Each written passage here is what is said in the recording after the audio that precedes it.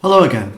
Today I'm going to talk about prioritising your training and how important it is to think about what you're trying to achieve and not just drift into trying to do more and more training because more training is better. Well, often more training is better if you're getting enough recovery and you can handle it to an extent, but it isn't always better.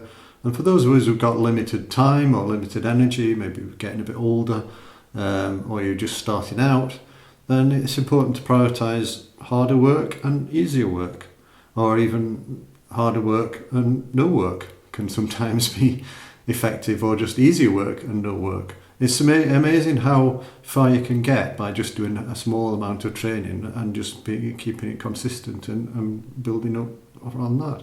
In fact, one thing that people often forget about or maybe don't realise is that just doing the same training for a period of time will help to get you fitter. You will get fitter by doing the same thing until that stops stressing your system, and then you need to do a bit more. So I've been doing this. I've been using this spreadsheet. So I'll let you have a look at this and see what you think. So what I've done is this is just the basis of it. So it's a nice way to focus your thinking. I've got here the focus areas, how you measure the improvement, the load for each week, because it's nice to vary the weeks. I like to have 2 harder weeks and then 1 easier week, or a recovery week, whatever you want to call it. And then the days you can make easy endurance pace, which is a large proportion of your training should be easy and endurance pace, tempo. Longs are important. It counts as a hard day because it's damaging and it takes time to recover from. A hard day, which I would deem like high intensity, and strength would also take time to recovery. And if that's a priority for you, then it's important to include that in your training plan specifically. So what I mean by a hard day is something that takes a long time to recover from. And what I mean by an easy day is actually you might actually feel better at the end of it than you did at the start of it.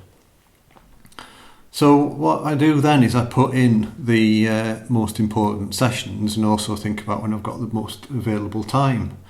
So for instance, most people have a bit more time on a Saturday and a Sunday, so you might want to I quite like to make a high intensity day on a Saturday and a longer day on a Sunday, and that's giving you a significant amount of load for your training, and then which means that on Monday you probably need to recover, and you might actually need to recover again on Tuesday.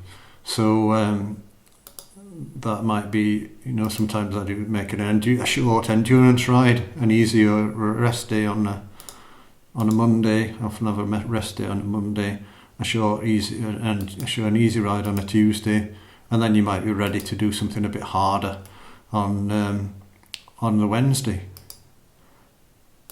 I tend to sort of block things together, so 2 or 3 days in the middle of the week where I might be trying to improve the speed, and a couple of days at the weekend where I might be trying to improve the endurance, particularly if you're training for a bikepacking event or an endurance type event. So if you were training for a bikepacking event, for instance, you might use this standard format for most of your weeks, but then when on some weekends, every third weekend, you might say, right, I'm going to like you've had your easy week, then you might want to make this period of time a sort of long weekend.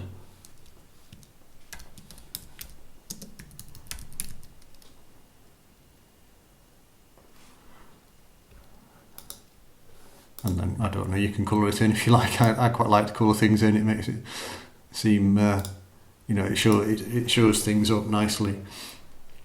And then, of course, you'd probably need an easy week after that, or a light or a medium week after that, because that becomes a medium week if you make the first part of it easy.